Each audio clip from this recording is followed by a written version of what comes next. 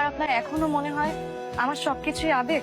উত্তরটা না হয় ওই দিনই দেই। ঠিক আছে স্যার, পড়া দেখলে যে মেয়ের গায়ে জ্বর উঠে যায় সেই মেয়ে যদি A+ পেতে পারে, তাহলে এই কয়দিন অপেক্ষা করি, না হয় দেখিয়ে দিব আমার ভালোবাসা কোনো আবেগ ছিল না। আসি স্যার। এই যে মেয়ে কিনা সারা বছর পড়াশোনা করার পরে ওর রোল নাম্বার 80-90 এর নিচে, সে কিনা সবচেয়ে ভালো রেজাল্ট করেছে। স্যার, অয়ন স্যার কোথায়? ওনাকে কোথাও দেখতে পাচ্ছি না। অয়ন তো চলে গেছে গত মাসে রিজাইন করে। ঢাকায় নাকি একটা ভালো কলেজে সুযোগ পেয়েছে, ওখানে চলে গেছে। বুঝতেই তো পারো, শহরের ছেলে ও কি এখানে থাকবে? স্যার আমাকে একটা কথা সবসময় বলবা, মন থেকে চাইলে নাকি আল্লাহকেও পাওয়া যায়। তাই আমারও মনে হচ্ছে আমি যদি কোনোদিন স্যারকে পাই, এখানেই পাবো।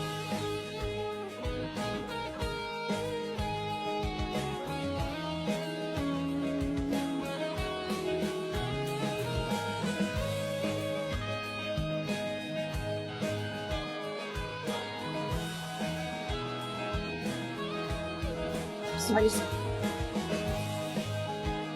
স্যার, আপনি জানেন ভাওয়াল গ্রামে যে মেয়েটাকে রেখে আপনি চলে এসেছেন, সেই মেয়েটা বিগত 4টা বছর ধরে পুরো শহর জুড়ে আপনাকে বন্দি হয়ে খুঁজে বেড়াচ্ছে। শেষমেশ এক প্রকার আশায় ছেড়ে দিয়েছিল। তখনই বাস স্টপের সামনে আপনার সাথে আবার দেখা হয়েছে। সেই দিন থেকে আজ পর্যন্ত সকাল থেকে সন্ধ্যা প্রতিটা দিন আমি বাস স্টপের সামনে দাঁড়িয়ে থাকতাম আর প্রত্যেকটা বাসের দিকে তাকিয়ে থাকতাম যে কখন আপনার এক পলক দেখা পাবো। আপনার কাছে এখনো মনে হয় আমার সবকিছুই আবেগ? গত 4টা বছর আমি প্রতিটা দিন প্রতিটা মুহূর্ত একটা মানুষকে মিস করেছি, সেটা তুমি। মিথ্যে কথা। যদি আপনি আমাকে এতই মিস করতেন, তাহলে কোনোদিন আমাকে ফেলে রেখে এভাবে চলে আসতেন না। আমি তো তোমাকে ফেলে আসতে চাইনি। স্যার এটা কি? তোর রিজাইন। স্যার আমি তো কোনো রেজিগনেশন লেটার দেইনি। দেখো অয়ন, আমরা তোমার মতো একজন মেধাবী শিক্ষককে সাপোর্ট করতে পারবো না।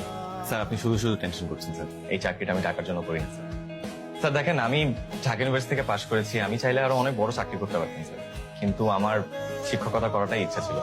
আমার বাবাও একজন শিক্ষক ছিলেন, আর আমার নিজেরও স্যার ফিউচারে এডুকেশন নিয়ে রিসার্চ করা বা এডুকেশন ডেভেলপমেন্ট নিয়ে কাজ করার খুব ইচ্ছা আছে। আর স্যার আপনারা প্লিজ আমার টাকা পয়সা নিয়ে আপনারা টেনশন করবেন না, আর আমি তো এটা নিয়ে কোনো কমপ্লেনও করি না স্যার।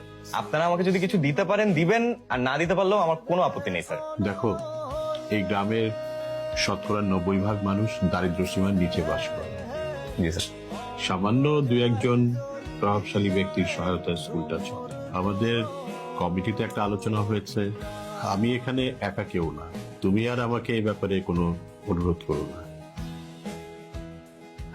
স্যার আমি আসলে জানি না যে আপনাদের কমিটি কেন এই সিদ্ধান্ত নিল, তবে স্যার আমি